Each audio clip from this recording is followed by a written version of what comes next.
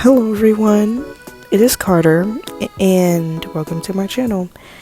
And today I will be discussing the Melanie Martinez allegations, because not a lot of people are educated on this topic. And I feel like if you're a Melanie fan, I feel like this will educate you just a little bit more on everything Melanie has done. Just a disclaimer, if you get triggered by the topic of rape or anything sexual, I advise you click off this video just for the sake of it, okay? Because it'll save you, I swear. Also, one more last disclaimer. Everything I say, except for my opinions, are straight from the wiki. So quick credits to the Melanie Martinez wiki page for educating me more and providing all the screenshots and stuff needed for this video. Also, everything I say in this video is alleged, and my opinions are my opinions, so please respect them, and I respect yours. So without further ado, let's get into the video. So before people get confused, who's Melanie Martinez? Melanie Adele Martinez is an American singer, songwriter, screenwriter, poet, director, actress, dancer, producer, and photographer of Dominican and Puerto Rican descent. She first auditioned for the American television vocal talent show The Voice and became a member of Team Adam, where her popularity rapidly grew among fans. After being eliminated from the top 6 on The Voice, Melanie began working independently on original material. Melanie released her single Dollhouse on February 9, 2014, along with a music video.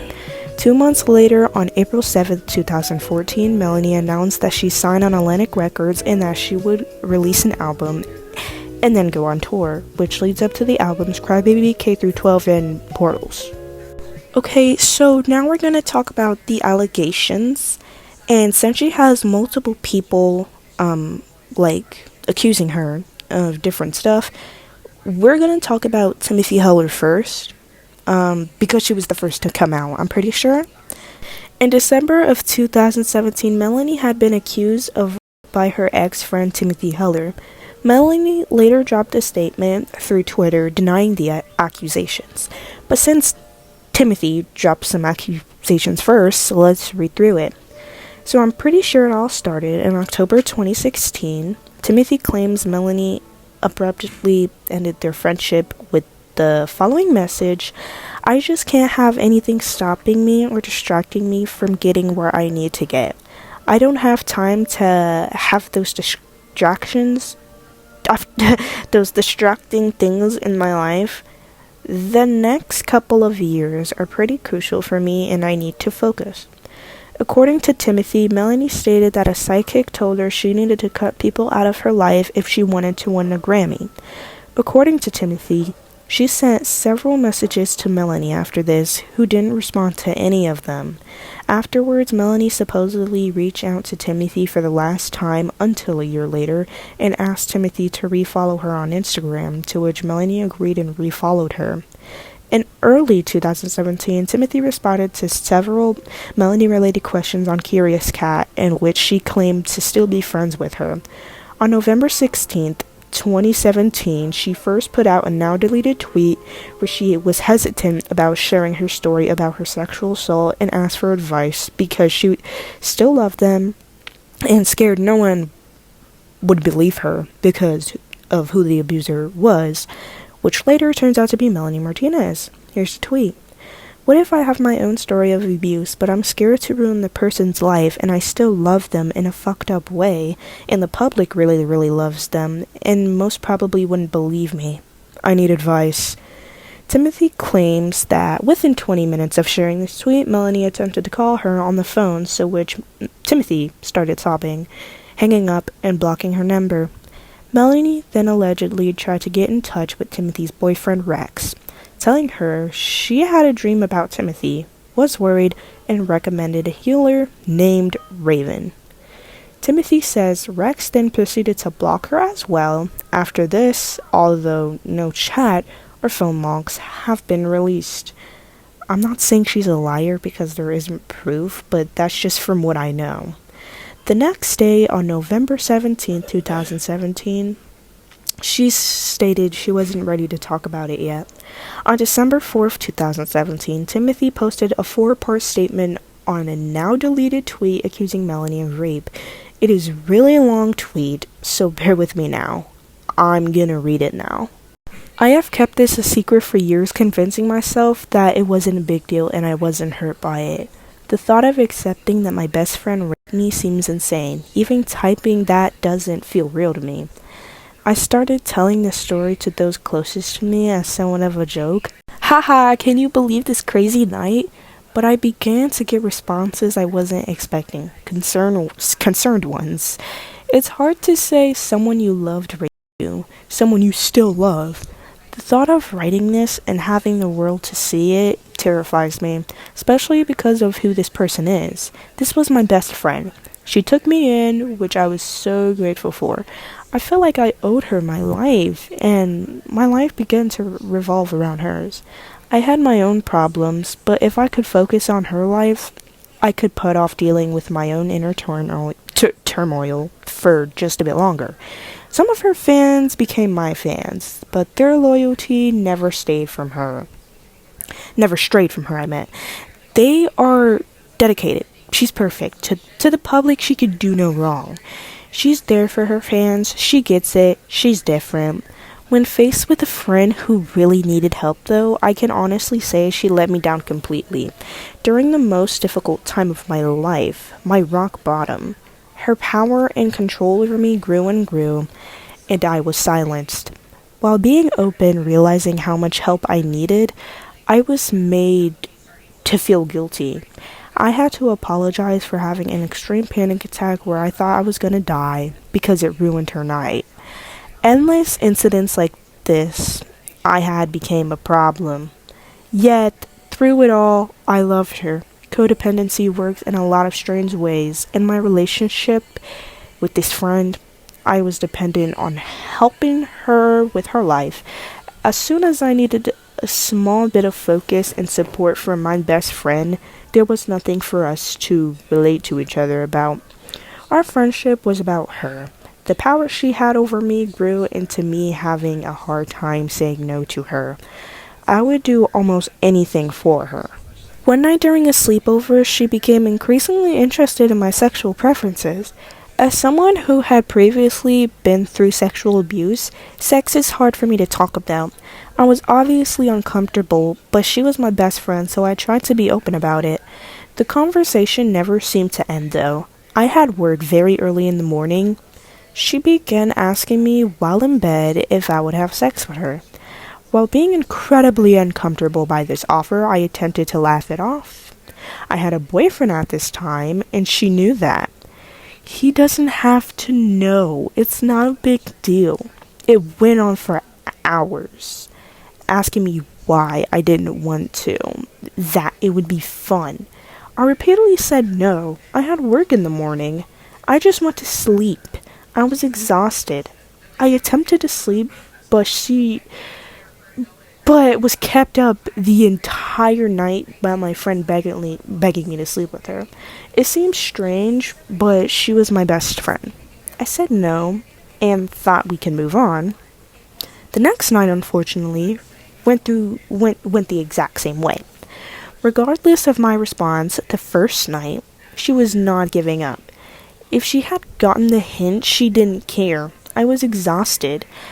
She convinced me to smoke weed, and since I have a hard time saying no to her, I complied, thinking maybe then I'd be able to fall asleep and avoid the situation altogether.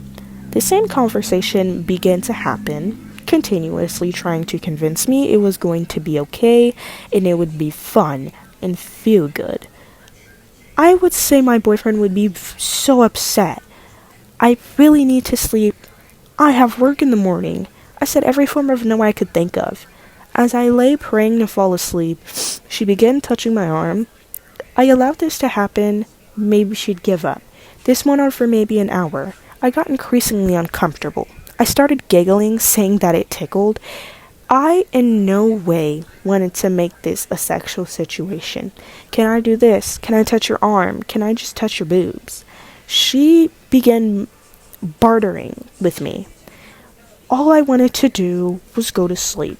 She began talking about the appearance of my boobs and begged to just touch them. We didn't have to do anything else. I was so exhausted and confused and high and belittled, I just allowed it to happen. This led her to touch the rest of me. I never said yes, I said no, repeatedly. But she used her power over me and broke me down. Just so there is no confusion, I was by my best friend. I lay still, in shock, completely not reciprocating. I hate speaking so bluntly on this because it makes me extremely uncomfortable. But she performed oral sex on me, and then I was penetrated with a sex toy without being asked. That's what happened. The bottom line that I need to always remind myself is that I said no for 2 nights straight. It doesn't matter that I didn't resist during the action. I had been broken down. She knew I didn't want to. I made that clear. I didn't scream at her. I didn't force her off of me. 1, because I loved her. 2, because I just wanted it all to be over. We never talked about this night ever again. While it completely messed with my head, there was no way I could have been right by my best friend. Right? Our friendship ended because she decided she didn't have time for me anymore, to worry about me anymore. She cared too much about me. It was holding her back. I'm not sure how to end this story. I'm terrified of the response I'm going to get. The only reason I do this now is because I'm hoping, because of recent events, people will believe me. If you begin to doubt the abuse taking place in this story, I beg you to imagine her role in this being a man. Girls can be girls, best friends can be best friends. Friendship does not equal consent. Silence doesn't equal consent. I wish it wasn't so hard for me to convince myself of these things. Later on that same day, December 4th of 2017, she came out with another tweet stating who the abuser was. When I wrote this story about my assault, I initially wasn't going to make the abuser, but I think it's important for you all to know this is about Melanie Martinez. That statement, with the context of her story, sparked outrage on the internet. Hours after Melanie released a statement replying to the accusation in a now-deleted tweet saying, "I am horrified and saddened by the statements and story told tonight by Timothy Heller. What she and I shared was a close friendship for a period of time. We came into each other's lives as we were both starting our careers as artists, and we tried to help each other. We both had pain in dealing with our individual demons and the new paths we were forging. But I truly felt we were trying to lift each other up, and in response to Timothy claiming she repeatedly said no in an interview with Newsweek made on December 5th, 2017, Timothy said, "First of all, I did say no, multiple times, but even if I hadn't, that doesn't mean I wanted it. She dug her own grave saying she didn't say no. That's not consent." In an interview with Newsweek, Timothy shared more details about the sleepover. And as she said, the sleepover lasted from June 24th until June 25th and provided a picture of Melanie blindfolded and handcuffed in an orange cardigan while playing the Lovers Kit game, previously posted to Timothy's Snapchat account in 2015. After the alleged incident's date became public, fans began piecing together a timeline using social media posts from both Timothy and Melanie. Timothy claimed the two had a sleepover starting June 24th, 2015, with the alleged incident occurring the next day. However, Melanie was in New York on the 24th. On the 25th, she posted a picture of herself in a car captioned as her return trip home to Los Angeles, where Timothy was located at the time. At any rate, this discrepancy led many online to accuse Timothy of lying.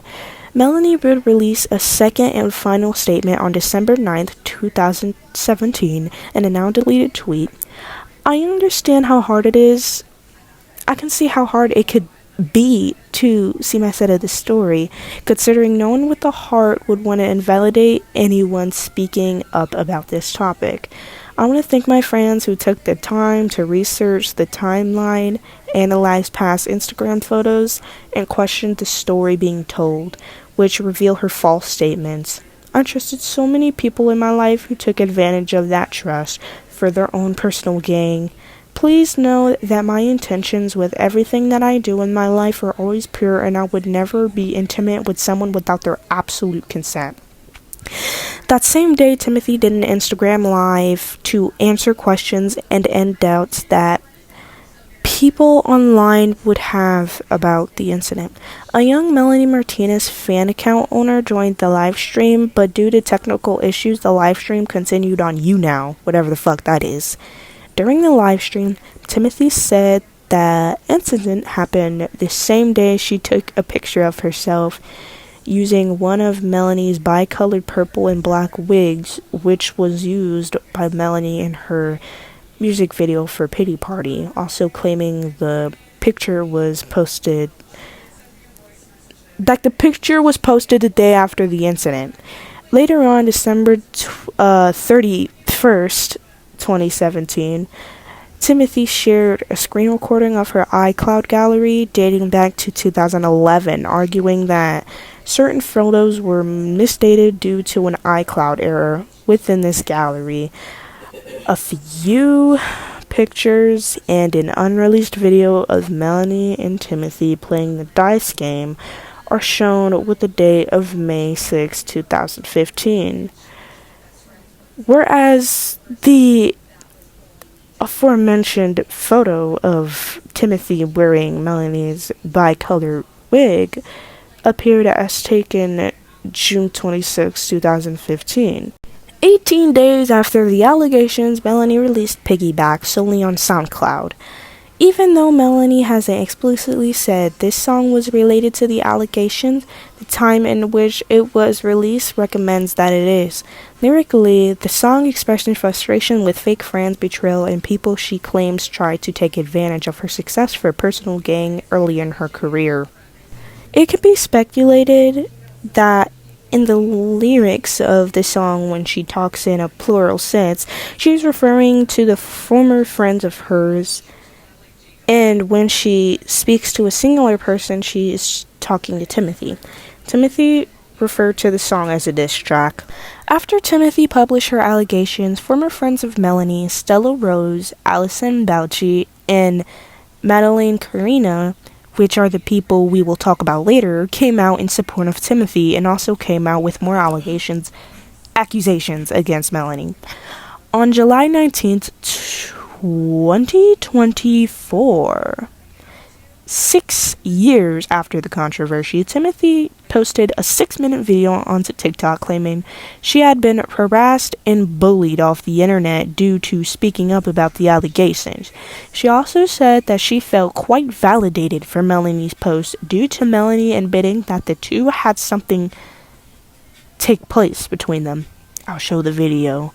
Speaking out against my abuser ruined my life, and I'd like to talk to you about it.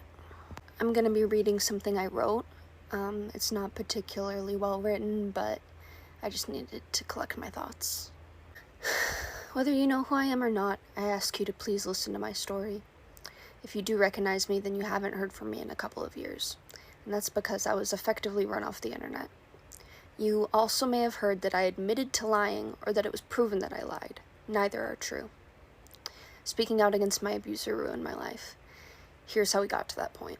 During the Me Too movement, I chose to speak out against a former friend who had essayed me. I was young, naive, and could never imagine how this would end up affecting my life. I believed that as long as I told the truth, things would turn out all right. I was very wrong. After my initial statement, describing in detail what happened, my abuser issued a statement in response. She used the sentence, "She never said no to what we chose to do together." While I did say no, in many different ways, this sentence was actually quite validating for me to hear. She clearly didn't understand how consent works, and she admitted that something took place between us. I wish it ended there. I made the mistake of doing an interview with Daily Mail. While being interviewed, they asked for more specific details, like when the incident took place. It'd been around 2 years prior, so I didn't remember the exact date. What I did remember was a picture I took the next day. I went back in my camera roll, found the picture, and told them the day of the incident was the day before. Unfortunately, I was wrong. The picture in my camera roll appeared multiple times. I can't explain why.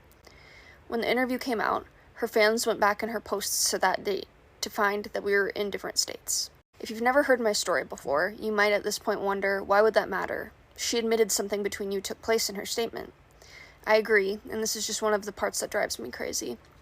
After this discovery, she released a second statement, in which she thanks her fans for researching the timeline and analyzing past Instagram posts which reveal my false statements. Unfortunately, this was enough for 99% of her fans to take what she said as truth and deem me a liar. The complete contradiction of her statements meant nothing. The events after this are so much and so overwhelming, it's hard for me to recount. She ended up releasing essentially a diss track about me, with lyrics perpetuating the idea that I lied about all of this for fame. I was a small musician at the time, and after speaking out, gained tens of thousands of followers.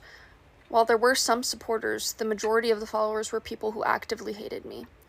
I suddenly had thousands of hate accounts dedicated to me, thousands of dislikes and negative comments on all of my music, and completely ridiculous fabricated stories of me being posted online. I really hoped it would die out and people who liked me would stick around and I'd be able to move on with my career, but it never died. Anything I attempted to do was infected with this story. Googling me results in many first-page results calling me a liar. The people who hated me took it upon themselves to ruin every opportunity for me. Partnerships with brands, modeling opportunities, they were all flooded with comments saying I lied about SA.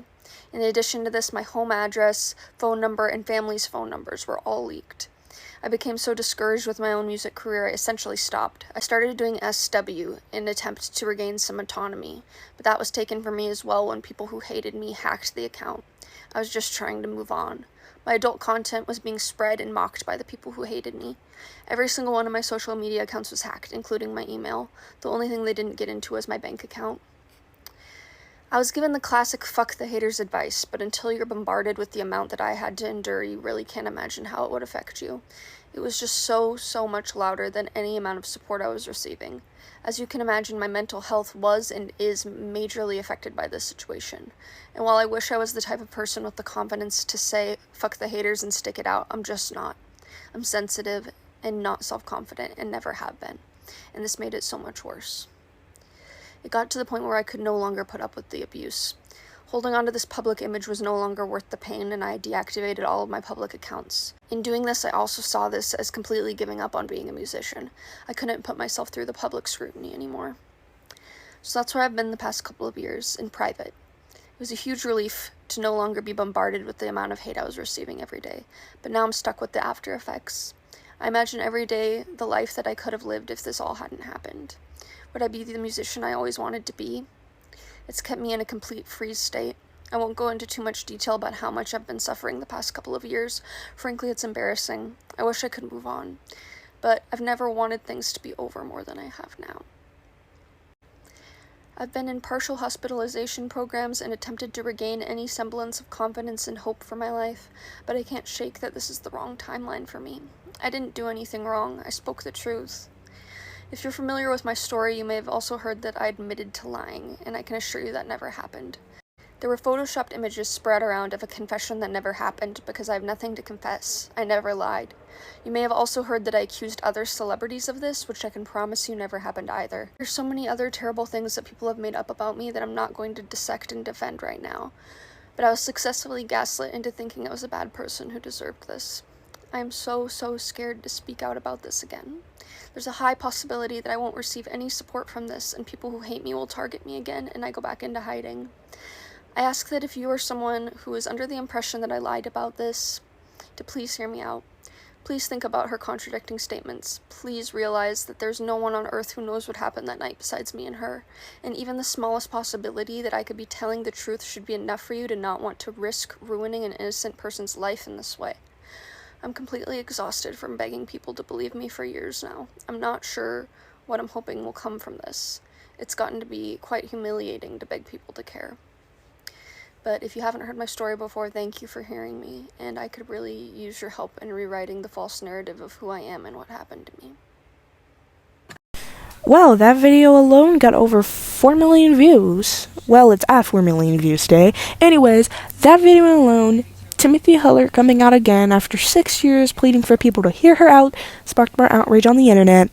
Some still deem Timothy a liar, and other fans changed their mind about Melanie and finally taking Timothy's side, which I'm one of them.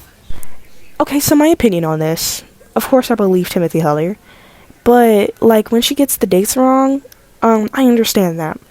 I was sexually abused by my cousin when I was younger, and I don't know the date he started and when he stopped. However, but, like, victims can forget the dates of when their sexual assault happens, and I understand that, but saying that your iCloud, like, I don't know, like, something went wrong which caused, like, the dates of the photos that were being taken wrong, like, it's kind of suspicious, and I get why Melanie fans would not believe her, and it's because of that. But Melanie did state in her first statement that something happened between the both of them, and also said she never said no to what we chose to do together, which completely invalidates Timothy, kind of. And in her second statement, she denies everything that happens, which is kind of suspicious to me, because it's just like, it's either it did happen or it didn't happen. And then the song Piggyback, it's just, like, really fucking petty. And I don't think I'll ever forgive Melanie for that. But these statements are alleged, okay? This could have happened, this could have not happened. However, Melanie still has some more allegations on her hands from former friends, and also other allegations that has nothing to do with her friends. But I'm not going to talk about them in this video. Also, I see some fans saying that this did not happen because Timothy is a bad person, and of course she'd lie about something like this.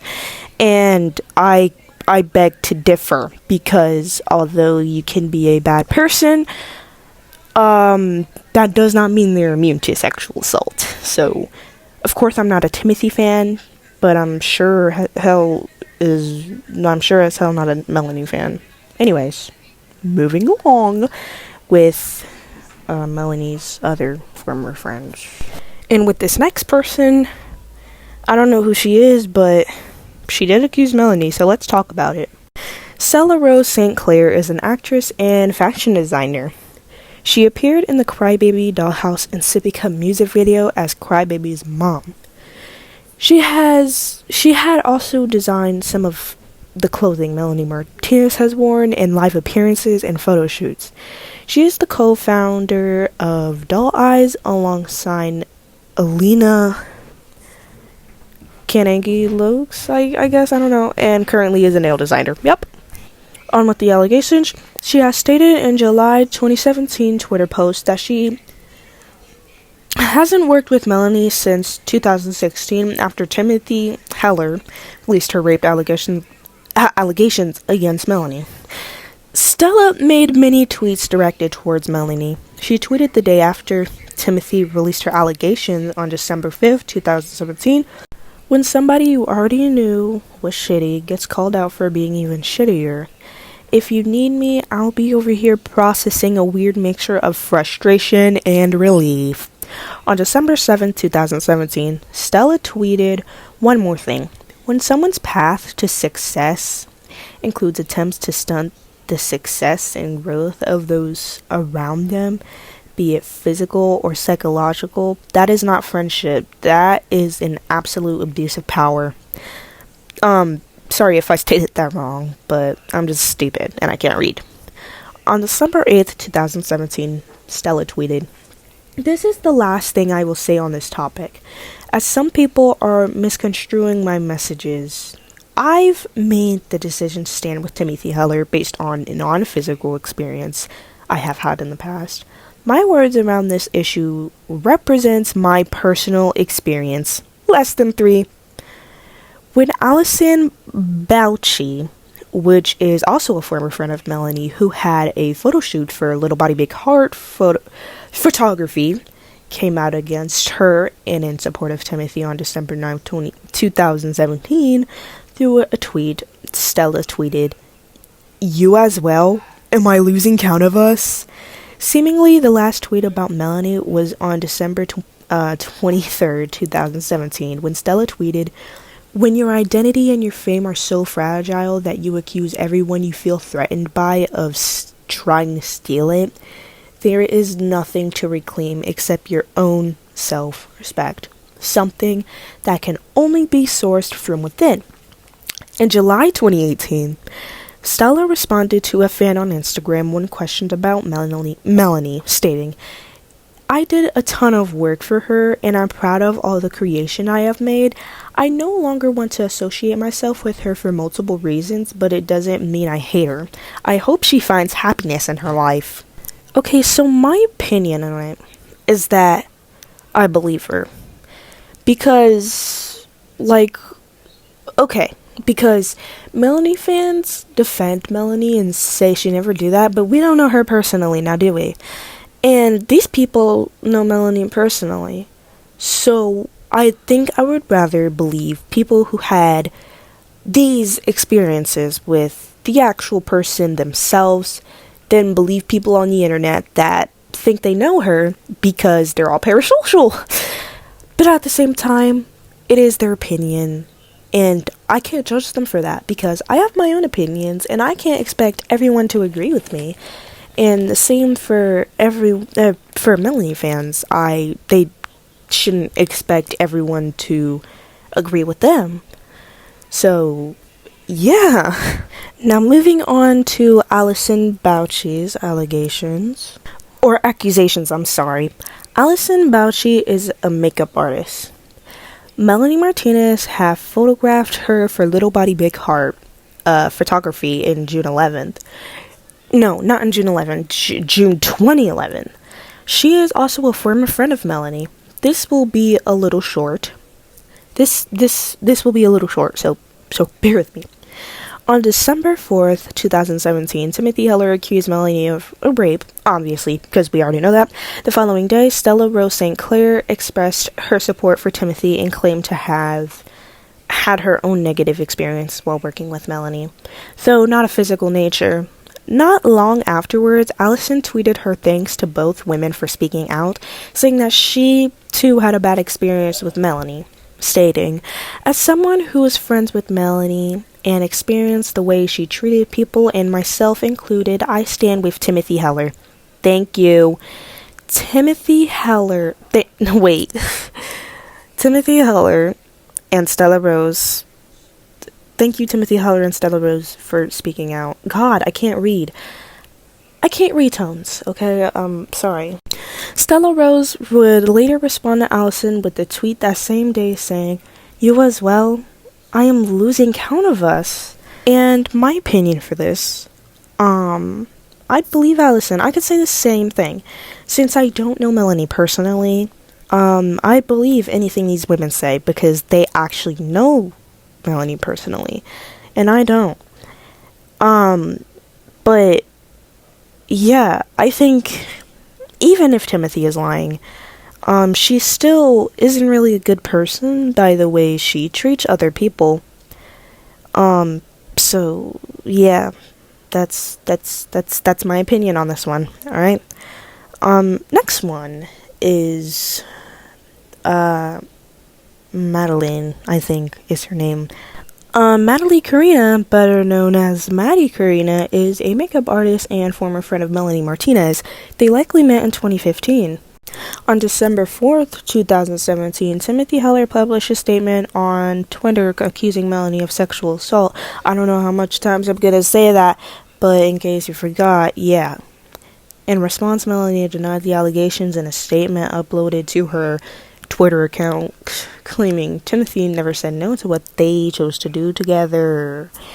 And days later, in a second and final statement mentioning she would never be intimate with someone without their absolute consent, hours after Timothy's first statement, Maddie shared a post from her now deleted account describing what she categorized as a similar experience. In a tweet, she stated that Melanie repeatedly begged her over and over to have sexual relationships with her until she consented, which Maddie stated it wasn't rape, even though by definition it would be coercive rape. She states also something similar, not happened with me and Mel. She begged me over and over again to sleep with her, and I finally gave in. She wore me down. I said yes, but it was not the same with Timothy. I will support at Timothy Heller till the end. In early 2019, YouTuber Edwin's Generation began covering Timothy's allegations. He released one video as part of an intended series and film an interview with Timothy, but for no reason the interview was not released. In private messages between Edwin and Maddie made on Twitter in March 2019, Maddie expressed frustration about Timothy not being believed and gave additional context on her alleged experience with Melanie. In the messages, Maddie claimed to have had sexual intercourse with Melanie in a bathroom. Anyways, but that beforehand, Melanie talked several times for months about hooking up together. Maddie recalls being under the influence of the drug ecstasy at the time and expressed uncertainty about whether Melanie was sober, suggesting that she might have had a couple drinks. According to Maddie, Melanie began to distance herself from Maddie after the encounter, which she described as similar to when Melanie hooked up with Timothy. Maddie claimed to have knowledge of other unrecognized women who Melanie allegedly pressured into having sex, including an unnamed woman from Canada. Although no further details were provided about them, on January 1st, 2021, Edwin's account was hacked, and the hackers shared supposed screenshots of these messages, although neither party addressed this. On July 11, 2025, Timothy reposted a video on her TikTok account showcasing the leaked messages. In 2019 of March, Maddie responded to an unknown tweet made by Timothy claiming to have seen the text Melanie sent to Timothy in which Melanie ended their friendship. Shortly afterwards, she showed frustration about Timothy's sexual assault story not being believed due to the rapist being a woman, and disgust towards people asking Timothy for proof of her allegation. I totally believe Maddie on this. Coercion rape is real. I wouldn't say mine was like that, but it was some, I don't know, it was something like that, but I totally believe her. Coercion rape does really exist, and it's so real actually, and I could say the same thing for every opinion I have on these different women accusing Melanie, but I do not know her personally. You don't know her well, I doubt you know her personally. So, I wouldn't know if all of this are fake, if some of this are fake, or if all of this is real. So, I'm just gonna take these women's word for it and believe them. Oh, and apparently that's not all it. On July 24th, 2020, Maddie reposted a link to an article made by Fame Stella, or whatever, regarding Melanie's rape accusation and affirmed her stance on the situation. I do not know what that might be, but yeah. And just my opinion on the whole thing together, I would rather believe a potential liar than a potential rapist, okay? Because I have a heart, and some of you Melanie fans don't, but I know it's hard to see which person is true, because on the first hand, you love Melanie, and you believe she'd never do something like that, but unfortunately you don't know her personally, so she probably did it. And on the second hand, you probably don't even know who the fuck Timothy was before all this happened, because me too. But it's like hard to believe, because it's like, okay, so we got a victim, and we got the person being accused. So who do I believe? And that's real. That's so real. And I understand all of you. And I'd like to mention that Melanie fans claim to say Melanie is innocent, but there have been history of them editing tweets to make it say like, oh, Timothy said she lied, but they're edited, which is very clear that they're edited. And also, I like to say that the topics that are in this video I am taking very seriously, and that I'm sorry that I sound very unserious with my stuttering, but I am taking this video as serious as humanly possible, because rape is such a serious topic, and it's a really bad thing, obviously. But that's all for today. I hope you were just a little bit educated on the victims of Melanie Martinez, and I'll see you next video. Bye.